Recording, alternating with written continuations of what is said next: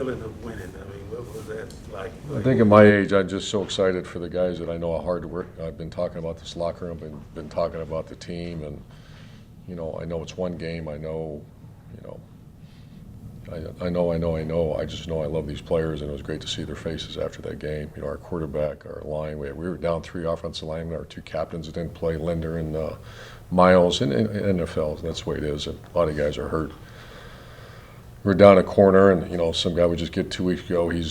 Makes an interception. A kicker we just got a week ago. He makes 2 50-yard field goals to win the game. And I just saw guys like Cam Robinson and Josh Allen. A lot of people invested a lot into this organization. It was just great to see that. I stared at them. I just really enjoyed watching them. Was that more of a relief to not lose than it was a celebration to win? No, it was a celebration to win. We're not at that point yet. I've been in those situations where, no, it was a celebration of overcoming some. You talk about a back and forth game, and I know Miami has some injuries too, and they're going through some stuff too. But their quarterback played his heart out. Tua played his heart out, and our guy, obviously Trevor. That was 2 really good quarterbacks playing against each other. Take the national championships out, but was that as emotional of the locker room after a game as you've been around in a while? I think it was. Yeah. Maybe including some of those big ones. Do you always let the captains, is that your thing to let the captains hand out the game ball? No, they just kind of did it. I just kind of let them enjoy the moment, and I can't remember who gave it to Trevor, and then they got the kicker. It was Marvin, right? Matt, yeah, Marvin. Yeah, it was really, we have really good people in that locker room. You think the team knows the kicker better now than they did Yeah. 3 days ago? I'm telling you, that's the first time I think I ever heard him spoke after the game, and I had to make him speak louder because no one could hear what he said. But he thumped that I just got done watching it again. He had a nice draw on the first 54-yarder, and then he thumped the game winner. There's some professional golfers who would like that draw. Yeah, I mean, that thing was ridiculous. Have you seen somebody put in that kind of a position before? I mean, just to be in that much pressure, never kicked a field goal that long. I mean, that's a pretty rare position for a kid to be in. And the guy that showed up here, I honestly remember seeing him walking down the hallway and remembering, who was that again? And now everybody knows who Matt is. Do you have an injury update? I know obviously with the bye, a lot of things are being assessed, but I know Ben Barch went down with a concussion and a couple of the others. Yeah, Barr should be fine. Tyson's going to be back. Miles Jack will be back. The 2 that won't are A.J. Can still. 3 won't. A.J. Can, D.J. Shark, and Linder are still not ready to go. But everybody else, I'm thinking, aimed right there. I think pretty else is good. All Tufele, yeah. Broke his hand in pregame warm-up, and so we're not sure if he's going to have surgery or there'll be a cast or a surgery for a few weeks. How did that happen? Yeah, I don't even. But they said you're just going against each other in pregame warm-up and broke a bone. Urban, how many times do you think you've practiced the slide play, the slider play? I think we practiced. That's more than I've ever done that myself personally. We started that all the way back into OTAs, and then we have a really good analytics guy here named Zach Eastline, I believe his last name is. He's tremendous. Eastline.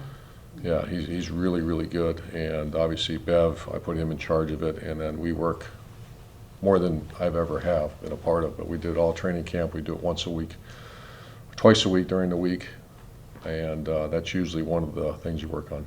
As you mentioned, obviously no Miles when you guys were over there. What did you see out of the linebacking core? And then obviously midway through, we saw a lot more of Chappelle Russell. What did you see out of them? Yeah, we're giving up too many big plays. We're playing more zone than we had planned, just with injuries and some thoughts of defense. And so we're still giving away that second level. We're not getting up depth, and we're gonna work hard on that this week actually. But I saw Deuce or Chappelle Russell come in, and boy did he play hard. Shaq played hard, and Dakota, all 3 of them played really, really hard. And they're not Miles Jack yet, but I'm glad we have them. What's your bye week schedule and anticipation look like? What are your expectations? Today, their day's off. Tomorrow is going to be some young guys that didn't play in the game will go out and get a little extra work. And then the old guys, the guys that play, will just lift and get rejuvened. And we have a team meeting, watch all the videotape. And then we come back and probably, I'm not finalized, I'll meet with some of the leaders. I'm looking for, get out there, run around a little bit on Wednesday, and then they're off the rest of the week. Is it safe to assume Josh Lambo is now on insurance policy moving forward? Yeah, we're going to actually meet on today, roster whatever movements we have. And but obviously Matt's earned the right to be the starting kicker right now. How did Shatley play for you, and what kind of a luxury is that to have a guy who can snap with that level of experience? Yeah, he was a guy when we got him back through the whole free agency and all that this year. Everybody loves the guy. He's a guy that is not that big a drop-off from Brandon. You know, obviously Brandon's our starter, but Shat played pretty good. The other guy is arguably the most improved player on the team. One of them is Will Richardson. And he's a swing tackle, swing guard now. And to go into that kind of game where they were playing bare defense and blitzing, they pressured. That was the most pressure we've seen all year. And there's a little feast or famine where they got us a few times, but also Trevor did a nice job. You know, that was his best game. You mentioned defending that second level with the linebackers. Can you assess the corner play? I know obviously, like you said, Tyson wasn't out there, but where would you say development and current status defensive back-wise you guys are at? Not exactly where we need to be. You know, I think Shaq's playing pretty well. I think Ray Jenkins is playing good. Wingard has got, I believe, co-player of the game, had a lot of tackles, had a lot of production. And then Lawson, the other guy, number 21, Nevin, had a great interception play. We're playing more zone now. We started this season, we're going to be man this, man this, man this. And we just, for the right reasons, we were getting picked and rubbed and a lot of things were happening. So we're going to really work on being a combination of both, which I think that's what you see in the NFL. Was your plan always to be this aggressive on fourth down going into the season, or is it more just sort of how things have developed? I've always done that. You know, I've never, and you know, it's something that it's on the agenda for tomorrow. Short yardage. You know, that's 3 big misses we've had.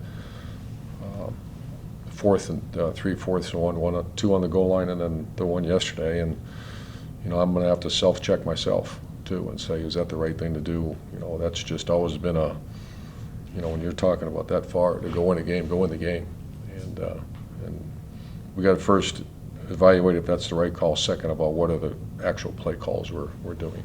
But it's in your nature to kind of be more aggressive anyway with that, right? So It you has say been, but it's self-check also got yourself. to be smart. You know, I'm not saying I'm not second guess myself because that's part of the game, but got to just make sure we're doing the right things. Trevor aside, do you feel like you're getting enough out of your rookie class, and maybe can you use the bye week to try to get more out of those guys? Cisco's getting very close. He'd be the next one. Walker Little just takes a little bit of a time, but we're really happy with him. He's going to be a good player in the NFL. George loves him, and obviously Travis Etienne, Tyson Campbell's a starting corner for us. Jay Tufele, the reason we activated him, he really was coming on, and then he gets hurt. I'm trying to think who else we have. And then Jordan Smith is still a work in progress right now. Oh, Luke Farrell's, yeah, he's what we thought, maybe a little better. Was Tate Brown injured? I mean, why he was on there? I was no, I wasn't injured. It was Jay Tufele just had a really 3 or 4 weeks of really good practice. I want to see, and he got in the game. I want to say the Titans game and played well. We got a chance to see your post-game speech for the first time. You talked about the 904, the dream and the vision for this place. We've seen some of that starting to take shape with getting passed through. Can you just take us through what you think this place will look like in 1 year, 2 year, 10 years? I'm a big dreamer, and I believe that this should be one of the destination places in the NFL. I really do. This area is unbelievable. It's this stadium is fantastic. There's a lot of narrative out there that I don't believe. And I believe players will want to be here, especially when we build this place up the way we're going to build it. It's obviously in the state of Florida, and you got the ridiculous fans here that want to win so bad. And we got an owner that's I think, and you got a quarterback. So we're going to get this thing going. Kind of building off that, pun intended, I know you said to JP on the radio show last week that you had a conversation with Trevor about what else can we do to help you. I'm just curious if you're able to share a little bit of what else do you and Trevor see that this franchise and this team needs moving forward? A lot of things. I mean, it's, it's a work in progress. It's something that I think when you see his development, I think his involvement in everything is going to be important for me. That's how much I trust him already. And then a lot of it's, because here's a spread quarterback that's never turned his back to the ball growing up. Now you're under center and you do this, that's a completely, my former quarterbacks have told me, Joe Burrow told me that, when you turn your back to the ball and then all of a sudden the defense is different. But it's also good career-wise. You don't want to have a guy sitting in shotgun and being a spread quarterback for longevity of career, but it's also let him play a little bit. And so those are a lot of the conversations we have. Is Anthony Schlegel in trouble with you for not taking care of the guy that ran on the field like you did before? I had to actually meet with him about I thought he broke the guy's shoulder when he did it. Did you see the guy come on the field, or were you? Yeah, I saw it. I started walking the other way. Logan Cook looked like he blowed up on him a little bit. Really? Yeah, I'll show you some photos, yeah. Pretty impressive. Logan Cook's a tough guy. Big too, yeah. By the way, Logan Cook had a beautiful son, Cooper Cook, beautiful family. What was your plan, if that baby doesn't come last, No, what was your plan to go to London? Because you didn't have a kicker on the, Or a punter, yeah. a punter on the. I can't give you guys too much information, but that was a concern, and we were looking through the yellow pages for a punter.